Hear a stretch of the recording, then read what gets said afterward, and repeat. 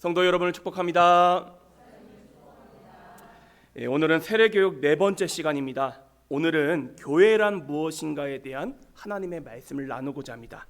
은혜 받는 우리 모두가 될 수 있기를 간절히 소망합니다. 이 세상에서 가장 특별한 공동체 한 군데를 꼽자면 단연 교회를 꼽을 수가 있습니다.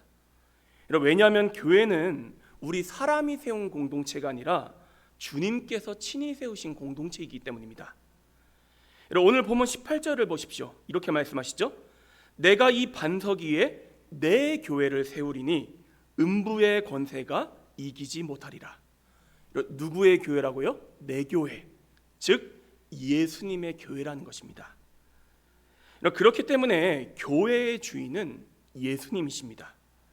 예수님이 주인이시고 예수님의 뜻에 따라 움직이는 공동체가 바로 교회라는 것이지요. 그래서 우리 교회 주보도 보시면 주보 첫면에 뭐라고 되어 있죠? 주인장 예수 그리스도. 물론 여기다가 담임 목사 이름을 넣는다고 죄나 그런 건 아니지만 일부러 상징적으로 이렇게 넣어놓은 것입니다. 함께 따라가 배워가겠습니다. 신명교회의 주인은 예수님이시다. 이 신이 목사가 아닙니다. 장로님들이나 특정 성도가 아닙니다. 누구시라고요? 예수님이십니다.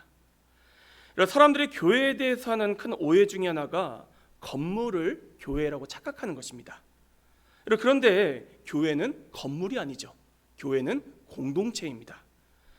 공동체라면 사람들의 모임이라는 뜻입니다. 예컨대 그런 일이 일어나면 안 되겠지만 우리 교회 건물이 큰 지진이 나서 무너졌다고 한번 쳐보겠습니다. 가정입니다. 가정. 그러면 우리 신명교회가 사라진 것이겠습니까? 물론 어려움은 겪겠지요.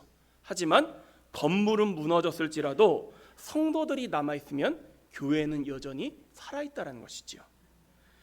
그리고 또 한 가지 중요한 점은 그냥 사람들이 모인 곳이 아닙니다. 아까 교회의 주인이 누구라고 말씀드렸죠? 예수님이십니다. 바로 이 예수님을 나의 유일한 단 한 분, 유일한 구원주로 고백하는 사람들, 예수님을 나의 주님으로 고백하는 그리스도인들이 모인 공동체가 교회라는 것입니다. 그러니 우리는 교회를 이렇게 정의해 볼 수 있습니다. 함께 따라하겠습니다. 교회는 예수님을 나의 유일한 구원주로 고백하는 사람들의 모임이다. 그러니 이 교회의 구성원이 되기 위해서 제일 중요한 그 기준은 무엇이냐? 돈이 많다 이런 거 다 의미 없습니다. 바로 예수님을 향한 신앙 고백을 가지고 있느냐가 절대적인 기준이라는 것입니다. 세례도 마찬가지입니다. 세례의 가장 중요한 목적은 예수님을 향한 나의 신앙을 하나님과 사람들 앞에서 공적으로 고백하여서 증인을 세우기 위함이라 제가 말씀을 드렸습니다. 신앙은 공개적이어야 하지 않습니까? 감추고 부끄러워하면은 그건 신앙이 아니라는 것이죠. 예컨대 제가 제 아내를 사랑한다고 하면서 제 아내를 사람들 앞에서 감추면 되겠습니까? 안 되겠습니까? 안 되죠. 그럼 기분이 나쁘겠죠. 그 관계가 온전하지 못하겠죠. 마찬가지로 이런 신앙도 공개적이어야 한다는 것입니다. 여러분, 세례가 구원에 있어서 필수 조건은 아닙니다. 예를 들어서 세례를 못 받았다고 해서 구원받지 못한다. 이건 우리 개신교회의 가르침이 아닙니다. 하지만 세례를 통해서 우리의 신앙을 공개적으로, 공적으로 고백하면 더욱 견고한 신앙을 얻게 된다는 것입니다. 바로 이런 점에서 세례의 목적은 신앙 고백을 확인하는 데 있다고 이야기할 수 있습니다. 그렇기 때문에 예수님을 향한 신앙 고백 없이는 세례를 받을 수도 없고 받아서도 안 된다는 것이지요. 중요한 게 뭐라고요? 예수님을 향한 신앙 고백이다. 이걸 꼭 기억하시기를 바랍니다. 오늘 우리가 함께 읽은 본문 말씀에서도 우리는 이 사실을 확인할 수 있습니다. 예수님께서는 제자들과 함께 가이사랴 빌립보 지방에 이르셨을 때 제자들에게 이렇게 물으셨습니다. 사람들이 나를 누구라 하느냐? 그러자 더러는 세례 요한, 더러는 엘리야, 어떤 이는 예레미야나 선지자 중에 하나라 한다. 이렇게 대답을 합니다. 하지만 예수님께서 진짜로 묻고 싶으셨던 질문은 따로 있었습니다. 그래서 이렇게 이어서 물으시죠. 이르시되 너희는 나를 누구라 하느냐? 예전에 지금은 돌아가신 저의 큰 이모부께서 늘 저를 보고 하시던 말씀이 있었습니다. 나중에 돌아가시면 예수님 잘 믿는 큰 이모 치맛자락 붙잡고 천국에 가실 거라고요. 그런데 이 말이 맞습니까? 틀립니까? 틀리죠. 부모님이 아무리 예수를 잘 믿어도 자녀가 예수님을 안 믿으면 그 자녀는 구원받지를 못합니다. 각자의 믿음대로 구원받는 것입니다. 또요, 목사라고 해서 구원받는 게 아닙니다. 장로, 집사, 권사도 다 마찬가지입니다. 우리의 직분과 신앙 경력이 우리를 구원에 이르게 하는 것이 아니라 다른 사람 말고 내가 예수님을 나의 유일한 구원주로 고백하는 신앙 고백을 가지고 있을 때에 우리는 구원에 이를 수 있다는 것입니다. 다시 한 번 더요.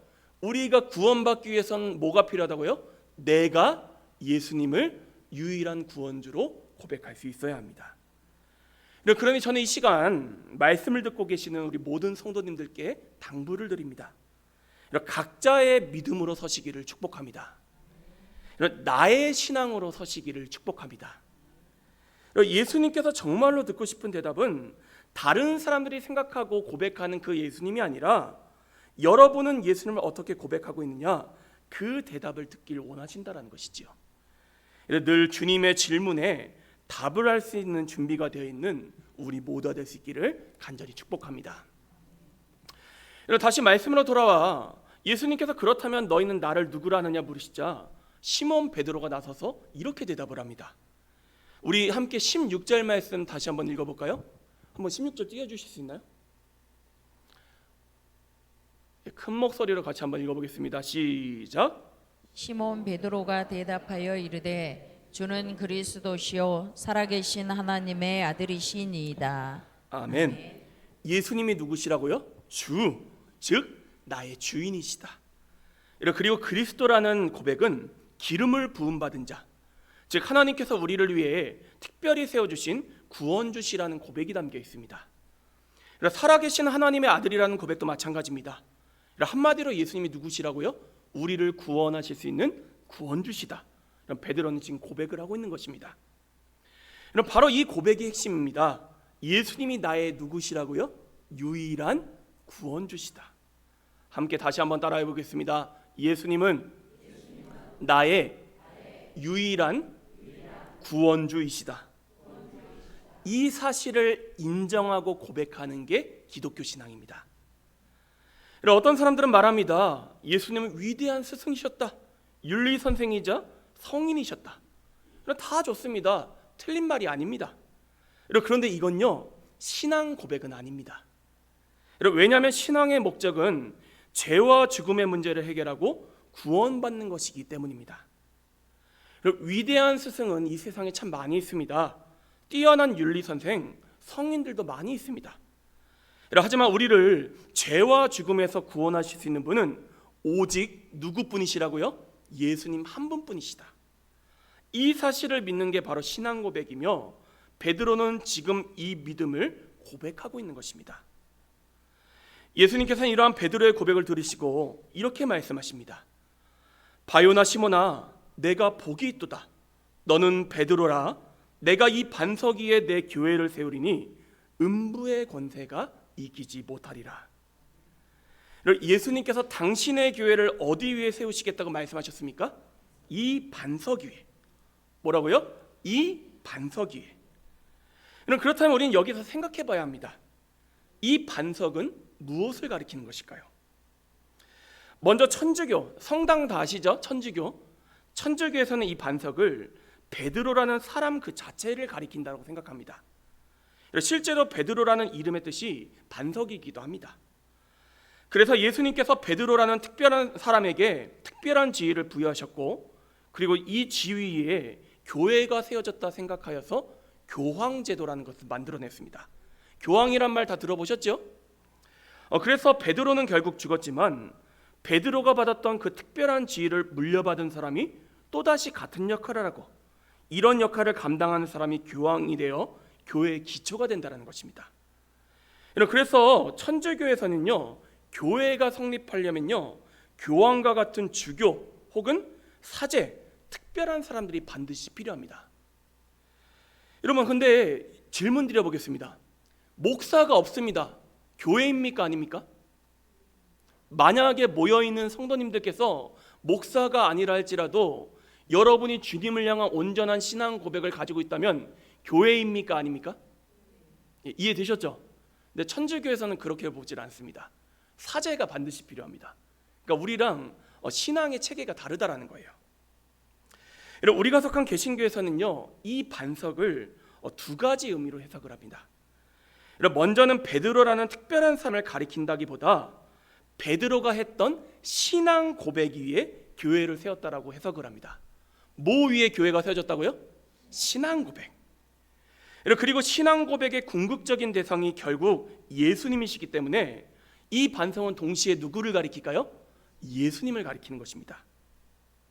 그런데 이렇게 해석하는 이유는 단순합니다.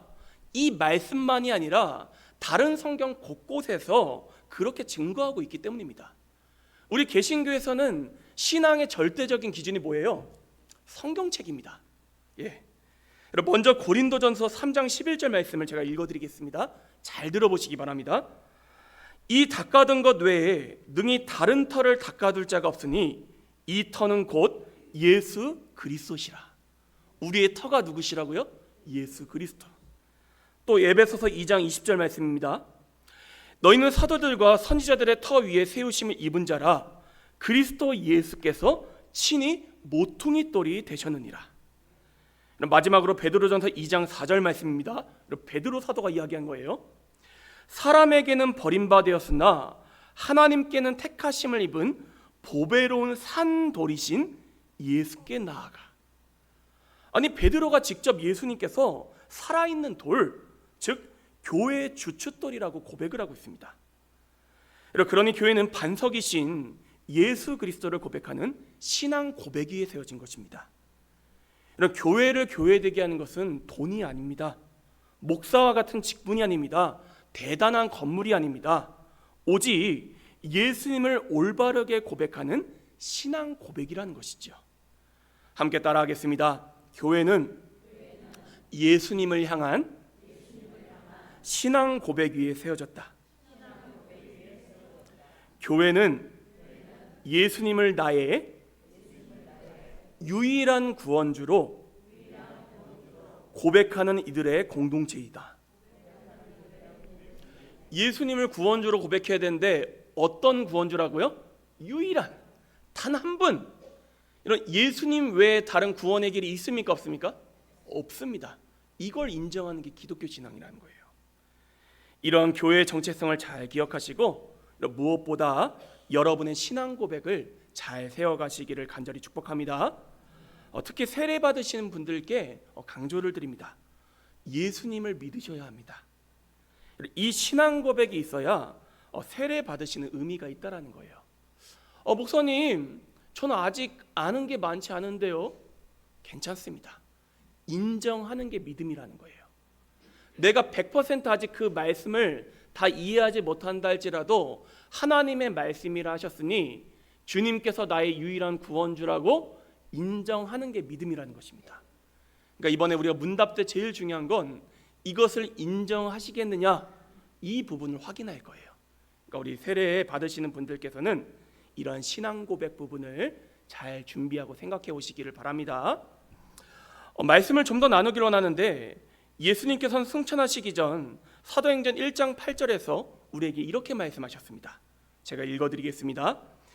오직 성령이 너희에게 임하시면 너희가 권능을 받고 예루살렘과 온 유대와 사마리아와 땅끝까지 이르러 내 증인이 되리라 하시니라. 성령님이 우리에게 임하시면 우리가 뭐가 된다고요? 예수님의 증인이 됩니다. 즉 복음 전파의 사명을 감당하게 된다는 것입니다. 참고로 복음은요, 예수님에 관한 소식입니다. 이걸 참고하시기 바랍니다. 그러니까 복음을 전파하는 건 누구를 전파하는 거예요? 예수님. 실제로 사도행전 2장을 보면 예수님의 제자들은 마가의 다락방에 모여 열심히 기도를 하고 있었습니다. 그런데 오순절 날이 되자 예수님께서 약속하신 성령님께서 강림하시는 놀라운 사건이 일어납니다. 그리고 예수님의 제자들이 첫 번째로 일어나서 한 사역이 무엇이냐? 바로 예수님의 복음을 전하는 것이었습니다. 이렇게 해서 최초의 교회인 예루살렘 교회가 탄생했던 것이죠. 정리해 보면 교회는 어떤 사건을 통해 탄생했느냐? 함께 따라하겠습니다. 오순절 성령 강림 사건. 성령님께서 임하시자 첫 번째로 했던 사역이 뭐라고요? 복음을 전했다. 그리고 그러자 교회가 시작되었다라는 것입니다. 따라서 우리는 여기에서 교회의 분명한 존재 목적을 깨달을 수 있는데, 바로 복음이신 예수님을 전해 영혼들을 구원에 이르게 하는 데 있다라는 것입니다. 오늘 좀 따라하는 게 많습니다. 아무래도 교육이니까 한 번 더 따라하겠습니다. 교회의 존재 목적은 영혼 구원이다. 교회의 사명은 전도와 선교이다. 고백하십니까? 올 한 해 열심히 전도하시기를 바랍니다. 세상에 존재하는 모든 공동체는 각기 세워진 목적이 있습니다. 예컨대 학교는 학생들을 가르치고 공부하기 위해서 존재를 합니다. 기업이나 회사는 돈을 벌기 위해서 존재를 하지요. 그런데 이 세상에 예수님을 전하는 공동체는 오직 교회 한 군데라는 것입니다. 만약 교회가 복음을 전하지 않는다? 그러면 교회로서 존재의 의미도 사라질 뿐더러 이 세상은 더 이상 소망이 없습니다. 왜냐하면 오직 구원은 예수 그리스도를 믿는 믿음에서 나오기 때문입니다. 바로 이 점에서 교회가 중요하고 하나님께서는 여전히 교회에 소망을 두고 계신다는 것이죠. 그러니 우리도 하나님이 포기하지 않으신 교회를 먼저 포기하지 않고 끝까지 붙들며 나아갈 수 있기를 간절히 축복합니다. 우리가 세례를 받는다는 건요, 정식으로 교회의 구성원이 된다는 뜻입니다. 세상 말로 하자면 준회원에서 정회원이 되는 것이며, 교회 용어를 사용하자면 교회 그 자체가 된다는 것입니다. 함께 따라하겠습니다. 예수님을 믿는 내가 곧 교회다. 그러니 세례를 받는다는 건 결국 내가 뭐가 되는 거예요? 교회가 되어서, 왜죠? 교회는 건물이 아니라 공동체니까. 결국 교회가 되어 내가 바로 영혼 구원의 사명을 감당하겠다는 결단이 담겨 있다는 것입니다. 그러니 이번에 세례를 받으시는 우리 성도님들, 또 이미 세례 교인이신 우리 성도님들, 여러분께 당부를 드립니다. 여러분 자신이 곧 교회이니 교회로서의 사명을 감당하기 위해 영혼 구원의 사역을 잘 감당하시기를 다시 한 번 더 당부를 드립니다. 제가 성도님들께 꼭 부탁을 드리고 싶은 게 있습니다. 제가 담임 목사로서 여러분에게 바라는 건요, 다른 게 아닙니다. 물론 저에게 선물로 주시고 맛있는 것도 사주시고 얼마나 감사한지 모릅니다. 그런데 그런 것들도 감사하지만 그보다 제가 더 간절하게 바라는 것이 있다면, 우리 성도님들 한 분 한 분께서 예수님 잘 믿으시고 천국 소망 누리시길 그렇게 놓고 기도하고 있습니다. 그리고 또 한 가지요, 한 분 한 분께서 교회로서의 사명인 영혼권을 잘 감당하셔서 훗날 하나님 앞에 상 받게 해드리는 게 제가 반드시 해야 될 일이라는 것이죠. 나쁜 목사는 어떤 목사냐? 성도들 믿음 지키는 것 말고 다른 거에 관심 가지게 하는 목사가 나쁜 목사입니다, 여러분. 또요, 영혼구원이라는 엄청난 상 받을 기회를 놓치도록 만드는 목사도 나쁜 목사라는 것이지요. 그러니 우리 성도님들, 저를 좋은 목사로 세워주기를 원하신다면 먼저는 뭘 잘 지키시는다고요? 예수님 믿는 믿음을 잘 지키시고 영혼구원의 사명을 잘 감당하시기를 다시 한 번 더 축복합니다. 훗날 우리 모두가 천국 들어가는데 우리 교회에 어떤 분이 안 보인다고 생각해 보십시오. 얼마나 가슴 아픈 일이겠습니까? 여러분, 믿음이 전부입니다. 여러분, 잘 지키시기를 바랍니다. 이제 마지막 메시지를 전하고 오늘 우리 설교를 마치도록 하겠습니다. 가끔 보면 그런 그리스도인들이 있습니다. 신앙생활은 하되 혼자 조용히 하고 싶다. 교회에 나가면 정말 징하게 피곤하다. 나 혼자서 그냥 예수님 믿으면 되는 거 아니냐. 물론 이론상으로는 교회에 다니는 게 구원의 필수 조건은 아닙니다. 왜죠? 우리가 구원받는 건 오직 누구를 믿음으로 받는 거예요? 예수님을 믿음으로 받는 것입니다. 그렇기 때문에 교회에 다니냐 안 다니냐가 구원의 조건은 아니라는 것입니다. 그런데 이론상으로는 이게 맞는데 실제로는 어떠하냐? 교회에 속하지 않으면 구원받기가 극히 어렵다는 것입니다. 왜냐하면 우리가 그 이론을 지킬 만큼 강한 존재가 아니기 때문입니다. 여러분, 제가 창피한 이야기 하나 해드릴까요? 예전에 제가 사역을 잠깐 쉰 적이 있었습니다. 이때 소속된 교회 없이 이 교회 저 교회를 탐방하며 예배를 드렸습니다. 아무래도 서울이고 큰 교회를 가다 보니 주일 예배 시간이 아침부터 저녁까지 엄청 다양하게 있는 거예요. 처음에는 당연히 오전 예배 나갔죠. 그런데 시간이 가면 갈수록 점차 제가 참석하는 예배 시간이 늦어지기 시작합니다. 9시, 11시, 1시, 3시, 마지막엔 오후 5시 예배까지 늦어졌습니다. 그러고 나서 제가 든 생각이 뭐였는지 아십니까? 그냥 예배 드리지 말까? 아니, 계속해서 사역을 하던 사역자였습니다. 그런데도 이런 생각이 드니까 아차 싶더라고요. 그래서 바로 사역지를 구해서 사역을 시작했던 경험이 있습니다. 목사도 예배 안 드리면 그 신앙 장담 못합니다. 목사도 교회에 속하지 않으면 믿음 지키기가 어렵습니다. 솔직히 여러분, 목사님이 그래도 여러분을 귀찮게 해야지 한 번이라도 더 말씀 보고 한 번이라도 더 기도하지 않습니까? 이게 신앙의 메커니즘입니다. 참 희한하죠. 스스로 서면 제일 좋겠지요. 근데 그게 생각보다 쉬운 일이 아니라는 것입니다. 그렇기 때문에 하나님께서 우리에게 믿음 잘 지키라고 뭘 허락하셨다고요? 교회 공동체를 허락하셨다는 거예요. 왜냐하면 함께하면 신앙은 더욱 견고해지며, 하나님께서는 우리가 신앙생활을 혼자 하는 게 아니라 함께 모여 신앙생활하는 것을 너무나도 기뻐하시기 때문입니다. 우리가 가능하면 세례를 받아야 되는 이유가 바로 여기에 있습니다. 세례가 구원의 필수 조건은 아니지만, 그럼에도 세례를 받게 되면 교회에 대한 소속감이 생기게 되고, 또 거기에다가 직분까지 받게 되면 책임감이 생기면서 점차 교회에 정착하게 되고, 그러한 유대감과 공동체 생활 가운데 우리의 믿음이 견고해지기 시작한다는 것입니다. 그리고 또 한 가지요. 아무리 대단한 믿음의 소유자라 할지라도 그 믿음이 흔들릴 때가 있을까요? 없을까요? 당연히 있죠. 제가 성도님들께서 때로 방황하시고 흔들리는 게 보이더라도 정죄하기보다 기다리고 기도하는 이유가 바로 여기에 있습니다. 저도 그럴 때가 있기 때문입니다.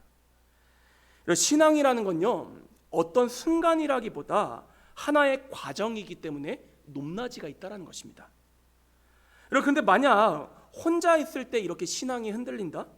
그러면요, 회복하기가 너무 어렵다는 것이죠. 그러나 교회 공동체에 소속되어 있고 다른 믿음의 지체들이 기도해주고 또 격려해주면 그 힘을 힘입어 다시 일어설 수 있게 된다는 것입니다.